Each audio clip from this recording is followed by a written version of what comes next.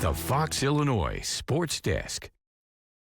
Ladies and gentlemen, the transfer portal's in full action, and Illinois got much-needed news on Sunday night. Illinois signed East Carolina quarterback Caden Hauser for the 2026 campaign, and likely finding their replacement for quarterback Luke Altmaier. Hauser has 1 year left of playing time, and last year he was pretty good.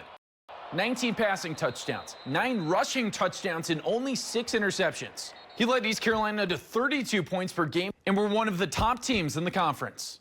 Played his first 2 seasons at Michigan State before transferring to ECU. Honestly, he reminds me a lot of Luke Altmaier. He's not necessarily the senior version of Luke Altmaier. We're fully put together, but he's year 2 at Illinois Luke Altmaier, where he could throw for 2,500 yards. If Illinois was content on rebuilding, I think they'd probably go for a dude that has 3 years of eligibility. Instead, they're going for a guy, a bridge quarterback, who they think can play winning football this year. And Illinois' offense could be pretty good next year. It is possible they return a trio of running backs with Aiden Lawfrey, Khalil Valentine, Caden Fagan.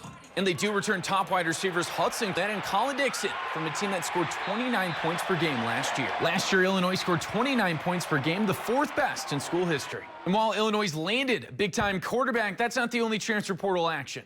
They also signed one of the best Ivy League defensive linemen, Carter Jenke from the Penn Quakers. They also landed a defensive back from East Texas A&M, Levon Williams, a senior who could boost up the depth chart. Levon Williams, if he's your primary backup as a corner or safety, I feel pretty good about a guy like that. Like, he's a guy that could absolutely play winning football in a pinch. But Illinois also lost some key players, including all-star kicker David Olano, leading touchdown receiver Justin Bowick, former 4-star tight end Cole Ruskin, one of their best defensive linemen, and Tomoa George.